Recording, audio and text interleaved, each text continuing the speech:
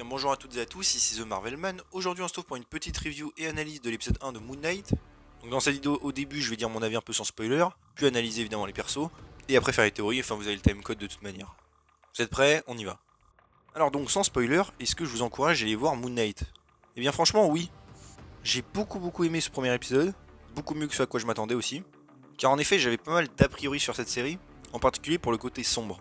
En effet à l'époque, le côté sombre du MCU était surtout géré par Marvel Television, qui pouvait se permettre plus de choses avec des trucs comme Daredevil ou Punisher, et Marvel Studios est quand même limité par rapport au contenu qui doit rester un peu plus familial. Donc j'étais quand même assez inquiet pour Moon Knight, et franchement, pour l'instant, je trouve qu'ils s'en sortent bien. Évidemment, pour en dire en détail en spoiler, mais pour l'instant, franchement, ça va. Je m'étais dit à l'époque, comme c'était prévu, qu'il y a une série Moon Knight sur, sur Netflix avec Daredevil, pareil, les Defenders, peut-être que le ton aurait été meilleur, après il y aurait eu moins de budget aussi. Encore une fois, j'attendrai évidemment la fin de la série pour juger complètement. Mais en tout cas, pour un début, franchement, je trouve que la série convainc assez. Donc évidemment, si vous n'avez pas vu, je vous encourage à aller voir. Maintenant, on va passer un petit peu donc en catégorie spoiler pour parler en détail de la série. On y va. Alors commençons par parler un petit peu de Moon Knight en particulier. Alors déjà, j'ai beaucoup aimé qu'on voit un peu la série du point de vue de Steven. En tout cas au début. Car grâce à ça, on est un peu plus immergé, je trouve. Et ça crée pas mal de mystères. Et on est vraiment beaucoup avec le personnage. Et une des réussites, je trouve, de ce premier épisode, c'est que Steven est assez attachant. Alors oui, c'est vrai, j'en ai eu certains dire que c'est un peu le perso du MCU classique, j'ai envie de dire. Enfin, c'est un petit peu léger, un petit peu sympa, à la Scott Lang, à la Shang-Chi dans l'esprit, je dis. Oui, c'est vrai. Mais j'ai trouvé Steven quand même pas mal attachant et surtout drôle par rapport à des situations et pas par rapport à de l'humour forcé. Car comme je l'ai dit là dans la partie no spoil, encore une fois, j'avais extrêmement peur du ton. Et pour l'instant, comme j'ai dit, ça va. Oui, il y a certains petits moments d'humour, mais comme j'ai dit, je trouve que c'est assez pas forcé, plutôt naturel et encore une fois un truc de situation. Par exemple, je pense à quand tout le monde se met à genoux et que Steven reste debout et fait oh pardon, il se baisse. Voilà, c'est un truc qui m'a fait un peu rigoler. Voilà, c'est plutôt pas mal. J'aimerais bien que ça reste, si l'humour reste, que ce soit dans ce ton-là.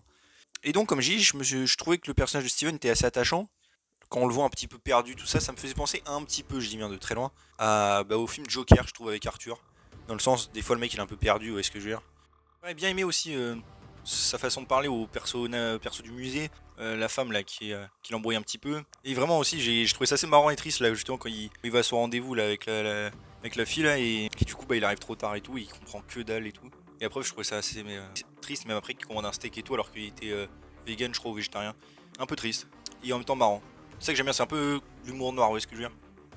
Comme j'ai dit, vraiment, j'avais des a priori sur la série, sur le niveau du ton, franchement j'aime bien, c'est bien chelou, on comprend pas grand chose. Ça c'est très bien et très confus et j'aime beaucoup. Aussi un des trucs qui m'inquiète un petit peu, c'était Oscar Isaac, car dans les trailers je trouvais qu'il surjoue un petit peu, je trouvais personnellement. Et là dans la série, honnêtement, je le trouve très bien. Je vais pas lui donner non plus une récompense, mais il joue très bien. Et ça m'a vraiment surpris en bien. Surtout je trouve les scènes où pareil, il se rend compte qu'il est pas le bon jour, les trucs comme ça, je trouve qu'il joue très bien, la réaction un peu déçue, un peu triste, vous voyez ce que je veux dire, un peu perdu, je trouve qu'il joue très bien. D'ailleurs, un petit lien comme ça, que ça m'a rappelé des trucs, c'est que déjà le personnage n'est pas le premier à avoir un TDI dans le MCU, en tout cas en personnage principal, car on avait Typhoid Mary dans Iron Fist qui avait exactement le même problème d'ailleurs. A voir comment les deux seront traités au final, s'il y aura beaucoup de ressemblances. Pareil, le fait qu'il s'attache la nuit pour pas partir, ça m'a pas mal rappelé aussi la mère de Jessica dans Jessica Jones, qui justement s'attachait la nuit pour pareil pas blesser de gens. Enfin bon, c'est pas vraiment les mêmes raisons, mais voilà. Comme j'ai dit, par rapport au point de vue du personnage, j'ai trouvé ça, les cuts par rapport au combat quand Mark prend le dessus, assez intelligent. Encore une fois, ça prête un petit peu à confusion et on découvre avec Steven ce qui se passe, donc c'est pas mal. Après, par contre, ça c'est vrai que j'ai vu des gens un peu critiquer, bon, faut pas abuser pour le premier épisode, mais ça j'avoue, il ne faudra pas répéter ça à chaque épisode, attention. C'était sympa pour un premier épisode pour découvrir et tout, mais après, encore une fois, il faudra pas utiliser ça tout le temps comme excuse pour cacher la violence, surtout contre des humains normaux, tout ça, et faire gaffe quoi. Encore une fois, ils ont pas à se limiter. The Batman par exemple était totalement Peggy 13 comme Moon Knight. Enfin, je parle surtout pour les États-Unis. Voilà. Et pourtant, The Batman était quand même assez violent dans le sens, on se cachait pas pareil derrière les coups, juste il n'y avait pas énormément de sang, c'est tout. Donc il n'y a pas d'excuse que Moon Knight ne soit pas violent entre guillemets. J'espère que par la suite ils nous montreront les vrais fights, etc. Si bien aimé les courses poursuites, c'est assez sympa, les petits flashs pareil, où il se réveille et que tout est terminé entre guillemets à chaque fois, c'est assez cool. Et ça rajoute du mystère. J'ai été aussi agréablement surpris qu'il y ait un peu de sang. Alors oui, c'est pas ultra gore, on va pas se mentir. Mais qu'ils osent montrer des corps par terre avec du sang et la main pleine de sang de Mark et après le reste. Pas mal. J'espère encore une fois que ce sera vraiment pas censuré dans d'autres épisodes. Et ça peut être très bien. La mâchoire déboîtée aussi, c'était sympa. Ça m'a rappelé une scène pareille de Punisher avec Pilgrim qui a la mâchoire déboîtée. Surtout, ce qui est marrant, c'est qu'ils ont censuré justement, vous savez, Falcon et Winter Soldier, j'en parlais, une scène où il y avait du sang justement, même si là ils l'ont remis avec une excuse pathétique, j'en reparlerai plus tard dans une autre vidéo. Et que là pour Moon Knight ils autorisent un peu, bon, je trouve ça assez marrant et j'espère vraiment que dans un an ou quoi ils vont pas modifier la série pour censurer quoi. Et pour l'instant, encore une fois, j'aime bien. C'est peut-être un petit défaut, même si pour moi ça n'est pas vraiment, comme j'ai dit, vu qu'on est du point de vue de Steven, de ne pas avoir vu suffisamment Moon Knight, que ce soit Mark, machin. Bon, après avoir, hein. En tout cas, j'ai pas mal aimé d'ailleurs le petit combat de fin, même si je reconnais que c'est vrai qu'il est peut-être trop court. Je viens d'Indépendance, on nous le teasait pas mal et au final, bah, c'est pas grand chose. Et encore une fois, on voit rien du tout et c'est pas si violent, même contre une créature en effet spéciaux, on peut tout se permettre quoi. C'est vrai que certains peut-être sont restés un petit peu sur leur fin après le premier épisode, peut-être ça aurait été cool d'en mettre un deuxième. Moi ça allait personnellement, mais avec le recul, peut-être un petit peu. Autre petit défaut pour moi, mais ça c'est un petit peu imputable à toutes les séries Disney+, et encore Moon Knight je trouve s'en sort plutôt bien, c'est le fait de se poser.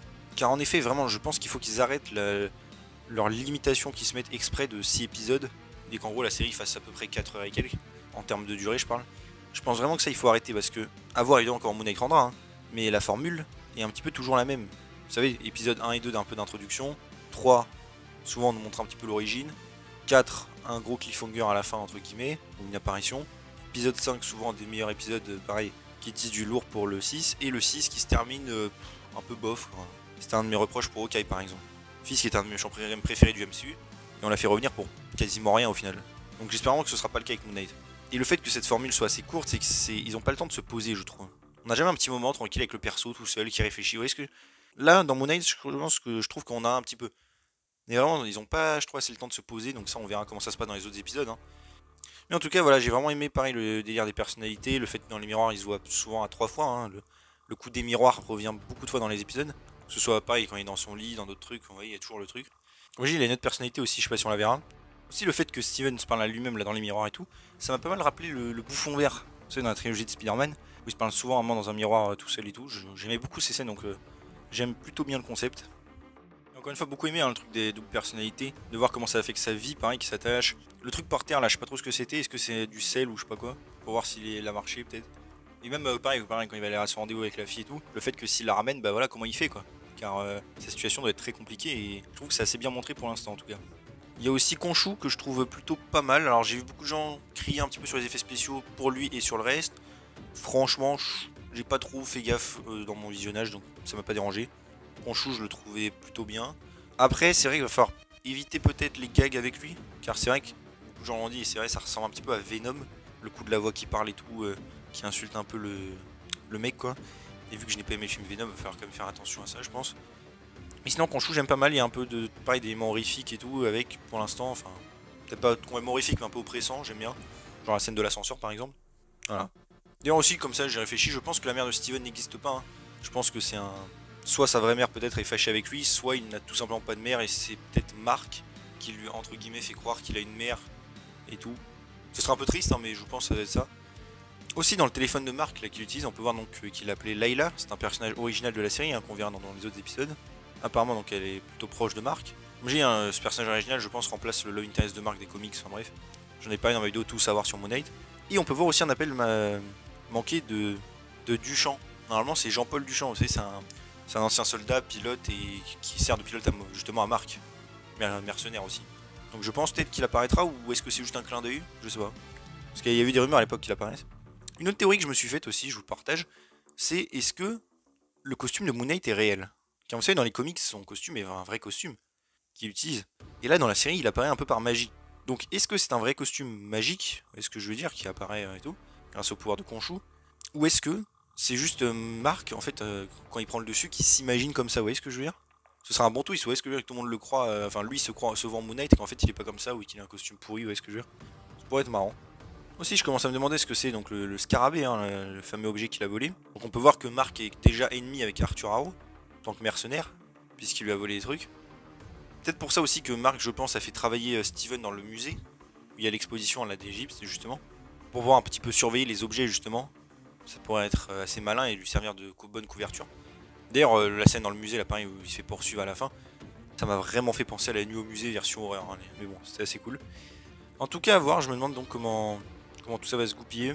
Je pense qu'on en verra plus sur l'origine de Mark plus tard, hein. Les parents avaient été castés, donc on verra. J'imagine bien un épisode 3 pas mal dans l'origine, justement, voir ce qui s'est passé avant. En tout cas, pour l'instant, Moon Knight, j'aime beaucoup le personnage. D'ailleurs, un des réalisateurs a confirmé que la statue là où Moon Knight tape la discute, c'est en fait un gros clin d'œil à Bertrand Crowley. C'est un sans-abri dans les comics, j'en ai parlé même dans ma vidéo, tout savoir sur Moon Knight, qui donne des informations à Mark. Vu qu'il est dans la rue, etc., il trouve beaucoup de trucs. A voir peut-être s'il apparaîtra en chair et en os, mais apparemment pas. Hein. Si je le case un petit peu au milieu, alors par rapport au lien avec le MCU, timeline, tout ça, alors déjà un truc que j'ai vraiment kiffé, c'est de n'avoir aucun lien avec le MCU. Certains vont trouver ça comme un défaut, moi non. En fait, Moon Knight, ce que j'aime bien, c'est que c'est vraiment comme les anciennes séries MCU. Que ce soit Daredevil, Runaways, vous voyez ce que je veux dire? C'est-à-dire c'est des séries qui ont toujours été annoncées par canon, hein, je le rappelle quand même, qui prennent place dans le Marvel Cinematic Universe, dans le monde, qui ont des liens des fois de temps en temps, mais qui ne dépendent pas, encore une fois de ça, ça raconte leur histoire dans leur coin, qui se passe dans le MCU. Hein, beaucoup de gens disaient que ça pouvait pas être canon parce qu'il n'y avait pas évidemment trop de références, ce qui est stupide, hein, le canon c'est juste une question de si ça fait partie, c'est pas autre chose. En l'occurrence Marvel dit que ça fait partie, donc c'est canon. Et encore une fois, c'est pas des références, même des fois forcées, qui vont faire la qualité d'un truc. Et là, j'ai vraiment apprécié que Moon Knight ait littéralement zéro lien pour l'instant. On sait qu'il en aura hein, par rapport à Falcon et Winter Soldier au conseil de rapatriement dans un trailer, mais là, il y a zéro lien, et j'adore ça. Je rappelle quand même Hellstrom a plus de liens avec le MCU dans l'épisode 1 que Moon Knight. Hein. Je trouve ça assez ouf quand même. Et assez osé d'ailleurs, il faut le reconnaître. Et voilà, ça c'est vraiment un truc que j'ai aimé quoi. Des rêves pas forcés, un personnage dans son coin qu'on découvre, qui a un petit peu son univers à lui, ou est-ce que je veux dire, solo, qui se passe encore une fois dans le MCU, ce qui veut dire qu'à l'avenir il pourra avoir des liens. C'est toujours comme ça que même les séries d'avant ont fonctionné du MCU. Hein. La preuve, Daredevil était toujours dans son coin, des refs au MCU, pas des petites d'ailleurs, hein, j'ai fait une vidéo sur ça. Et au bout d'un moment, il a croisé d'autres persos comme les Defenders et après Spider-Man. C'est comme ça pour moi que ça devrait fonctionner. Et avec des refs encore une fois utiles et qui ont un bon contexte. Donc là franchement, ça me plaît beaucoup cette partie. Genre vraiment, quelqu'un même qui n'a jamais vu le MCU, pour l'instant il peut regarder la série, hein, c'est assez ouf quand même. Et niveau timeline aussi, je voulais vous en parler parce que ça intéresse beaucoup. Alors la timeline de Disney Plus n'est pas fiable, hein, je le rappelle quand même, ça n'est absolument pas fiable, il y a des erreurs dedans. Même s'ils l'ont mis en dernier, n'y croyez pas, même si là pour le coup c'est quand même logique. J'ai pu noter, bon déjà que le truc au musée se passe entre avril et juillet, l'exposition sur l'Egypte, donc c'est déjà ça. Et a priori sur une caméra de sécurité, quand j'ai mis sur pause, on peut voir qu'il y a écrit 2025. Pour être précis, 10 juin 2025. Donc ça me semble quasi sûr, à part si on a d'autres indices plus tard dans d'autres épisodes, que la série se passe bien en juin 2025. Ce qui en fait donc le truc le plus loin dans la timeline. Et même probablement après Doctor Strange 2, car Doctor Strange 2, de photos de tournage et tout, ça devrait être début 2025, genre janvier, février. On verra de toute manière. Mais voilà, si ça vous intéresse, encore une fois, pour au niveau de la timeline. Un jour je ferai vraiment une vidéo sur la timeline d'ailleurs. Ça pourrait être très cool. Ensuite, parlant un petit peu du méchant, c'est vrai qu'il n'y a pas tant de personnages que ça hein, pour l'instant, donc c'est au moins on se concentre bien sur les persos principaux. Donc on a aussi Arthur Harrow, le méchant joué par Ethan Hawke, qui encore une fois finalement n'est pas Sun King, hein, normalement c'est un personnage qui contrôle le feu. Apparemment ça ne sera pas le cas. Donc ce personnage travaille pour Amit, une déesse, donc qui juge, car apparemment lui juge à travers son pouvoir à elle. Je trouve le concept assez sympa. Après, je trouve enfin c'est pas débile pour moi, hein, mais le fait qu'il juge par exemple des gens qui ne sont pas encore coupables, et que visiblement il les tue, on a vu avec la dame, à moins que peut-être il y a un autre truc, mais pour l'instant on dirait qu'il les tue. Ça me rappelle un petit peu la morale aussi de Captain America 2, vous savez, dans le sens, énormément de crimes après qu'il ait été commis, pas avant. Du coup je trouve ça assez intéressant. Intéressant aussi que le truc n'ait pas marché sur Moon Knight là et qu'il dit qu'il ait du chaos en lui. Est-ce que peut-être parce qu'il est possédé aussi par Khonshu que ça marche pas? Et voilà, Arthur Harrow, bah, pour l'instant, ouais j'aime bien. On sait qu'il aura des pouvoirs a priori. Après, à voir ce qu'il va faire. J'ai beaucoup aimé aussi la scène du début. Alors, j'ai trouvé des gens qui disaient qu'elle était inutile et un peu chelou pour rien. Non, moi justement, je trouve que ça ajoute quelque chose. Pourquoi est-ce qu'il se brise un verre et il se le met dans les pieds? Je trouve ça assez chelou, donc moi j'aime bien. Ça fait un peu, voilà, on se dit, bizarre. Est-ce que peut-être c'est pour pareil, se repentir de quelque chose? Je commence à me demander s'il ne se sent pas coupable. Ça me rappelait un petit peu Pilgrim justement dans Punisher, qui était un prêtre ancien criminel, je crois, nazi, et après il se mettait des coups de fouet, enfin des coups de ceinturon dans le dos tout le temps, pour se punir de ses anciens crimes de l'époque. Ça m'a fait penser un petit peu à ça, donc peut-être un ancien criminel, je sais pas. En tout cas, est-ce que Arthur Harrow sera le seul méchant à part Amit? Je sais pas. Disney Plus a l'habitude maintenant de nous sortir un petit peu un méchant vers la fin de la série, hein. Même si certains les voient venir, mais vous voyez ce que je veux dire avec Agatha, Fisk, Sharon Carter un petit peu, Krang le Conquérant, vous voyez ce que je veux dire. Donc bon. Encore une fois, j'espère qu'ils n'ont pas tombé dans la formule classique là qu'ils font avec Disney Plus à chaque fois, sinon c'est un peu prévisible quand même. Comme je dis, on sait déjà même qu'à l'épisode 4 tu auras un cliffhanger, hein, donc voilà. En tout cas, assez intrigué. Et après, pour les autres persos, comme je dis, il n'y a pas grand chose à dire de plus. On verra encore une fois comment la secte de Arthur fonctionne. Pourquoi ils veulent le scarabée aussi. On voit il y a un épisode où il est dans une des pyramides et il libère quelque chose, peut-être justement Amit. À voir comment tout ça va un peu se goupiller. Et enfin, au niveau théorie, parce que c'est vrai que je n'en ai pas trop parlé, et c'est vrai que je n'ai pas trop d'idées pour le coup, à part ce que j'en ai déjà parlé, hein, de l'analyse. Je ne vois pas trop ce qu'ils vont faire pour la suite. J'ai pensé peut-être que le deuxième épisode pourrait tout simplement être un épisode un peu flashback dans le sens, comme ils avaient fait dans Runaways justement avec les enfants puis les parents au niveau du point de vue, qu'on ait donc l'épisode 1 qui soit du point de vue de Steven et qu'on refasse l'épisode 1 dans l'épisode 2 mais avec le point de vue de Mark et de Moon Knight. Vous voyez ce que je veux dire. Peut-être, dites-moi ce que vous en pensez, est-ce que ça vous conviendrait? Ça leur ferait gratter un petit peu en plus du temps pour ressasser. Est-ce que ce serait pas un peu ennuyeux peut-être, à part si on veut plus d'action? Dites-moi ce que vous en pensez. Moi personnellement je trouve le concept assez sympa, dans Runaway ça marchait très bien, donc pourquoi pas. Je pense aussi, comme j'ai dit, que l'épisode 3 sera un épisode peut-être de flashback complet, dans le sens où on verra vraiment les origines avec les parents de Mark, peut-être s'il a été dans un asile qu'on semblait voir dans un trailer, voir aussi sa relation avec Layla. J'ai assez de voir le personnage de Layla du coup qu'on n'a pas encore vu, qui sera priori je pense un love interest à l'époque, hein. Il y avait des rumeurs. Voilà, voir un petit peu si tout plus tard on va nous teaser les Midnight Suns, hein, avec Blade peut-être, le Chevalier Noir. Encore une fois il y a eu pas mal de rumeurs à l'époque, j'en ai parlé dans la vidéo Tout savoir sur Moon Knight, mais honnêtement j'ai l'impression qu'il n'y aura pas tant de lien avec le MCU que ça. Genre vraiment pas en fait. Peut-être un caméo de Hulk, hein, beaucoup de gens semblaient le teaser et des rumeurs fiables en parlaient à un moment. Mais le reste, je ne suis plus certain. Il y a même des rumeurs avant que Daredevil apparaisse, franchement j'y crois pas. Mais bon, évidemment on verra. Créature aussi qui se bat contre Moon Knight, hein, et qu'on verra, on l'a vu dans le trailer dans d'autres épisodes. On ne sait toujours pas ce que c'est pour l'instant. On dirait un truc un peu pareil, mythologique, égyptien, mais je pense pas que c'est un dieu. Et pour tout vous dire, je commence à me demander si c'est pas Arthur Harrow qui tout simplement se transforme. Ça pourrait être intéressant, de la même manière que Moon Knight se transforme lui aussi. Ou alors tout simplement une créature qu'il a invoquée ou autre chose. Parce que oui, je sais, on l'entend parler à un moment quand la créature le poursuit, mais bon, franchement, pourquoi pas lui. J'ai vu aussi des gens dire que l'endroit où il est au début, là, avec la secte, pourrait être la Latverie. Alors ça, franchement, je n'y crois absolument pas. Vous savez, la Latverie, c'est le pays de Fatalis. Je ne pense pas qu'on la verra, et que si elle est introduite, ce sera dans Black Panther 2, je pense. Mais voilà, après, niveau intrigue, pour l'instant, encore une fois, je n'ai pas tant d'idées que ça. On sait que Arthur Harrow, je pense, va libérer Amit pour faire la paix et juger les gens.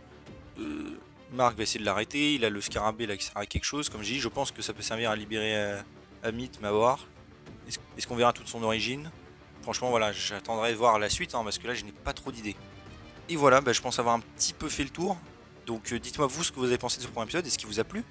Quelles sont vos théories pour la suite, vous? Est-ce que vous voyez quelques trucs venir, pareil, sur l'intrigue, etc. Qu'est-ce que vous pensez? Dites-moi tout. Donc voilà, c'est déjà tout pour cette vidéo, j'espère que ça vous a plu. Si c'est le cas, n'hésitez pas à vous abonner, liker, commenter, partager, activer la cloche. À me suivre sur mes réseaux sociaux et mon Discord, vous avez les liens en description. Et on se retrouve bientôt pour une nouvelle vidéo. Salut tout le monde.